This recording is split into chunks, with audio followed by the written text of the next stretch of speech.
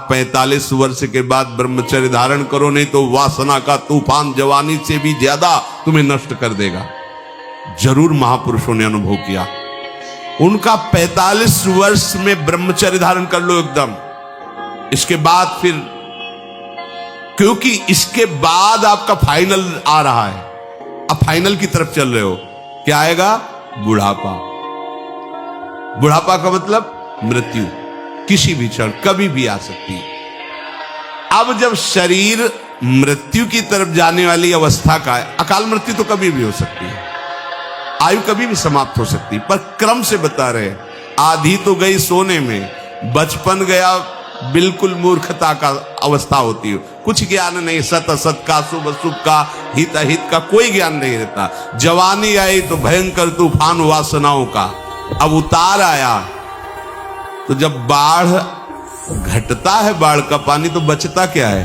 कीचड़ बचता है ना। जवानी जब उतरती है तो क्या बचता है? कीचड़, वही गंदे संस्कार, वही गंदा चिंतन। आश्चर्य होता है, आश्चर्य होता है। लकड़ी लेके चल रहे, सीधे खड़े नहीं हो सकते, पर न भगवान के नाम से प्रेम है, न भगवत चर्चा से प्रेम, वही संसार की बातें, वही। आश्चर्य होता है, भैया तुम जाने वाले, थोड़ा तो कमा लो, राधा राधा बोल लो। बड़ी मोहाशक्ति विचित्र होती है। संत मंडली पहले विचरण करती रहती। बड़े सिद्ध महापुरुष थे स्वामी श्री वामदेव जी महाराज। 50 संत 60 संत ऐसे मंडली चलती। प्राय शास्त्रों में वर्ण, जैसे 88,000 संत एक साथ रहते थे नैमिषारण्य में। वालखिल्य हजारों की संख्या में एक साथ रहे, ऐसे संतों के समुदाय देखेंगे। विचरण कर रहे थे पद यात्रा में, तो देखा एक दरवाजे में एक जवान बूढ़े को जूते से पीट रहा है।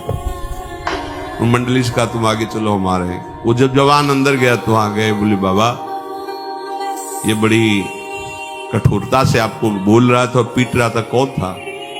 बोले लड़का था, लड़का मार रहा था। बोले छोड़ो ना, चलो हमारी मंडली के साथ बाल भोग, राजभोग, शयन भोग सब होता, खाइए पिए, भजन कीजिए, अपना अंतिम मनाइए।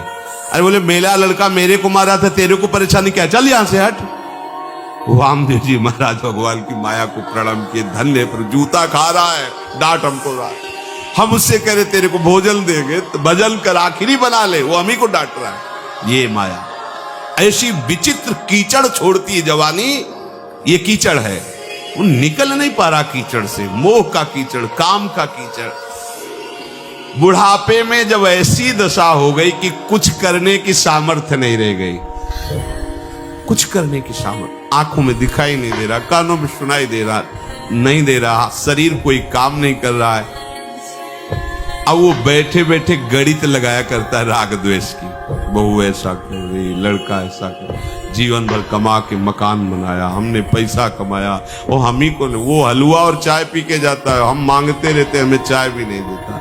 ऐसे कितनी प्रकार की चिंताएं उस बूढ़े को ग्रसित करके जलाती रहते, उसी चिंतन में मर जाता है। अब क्या मनुष्य शरीर का उसमें लाभ है?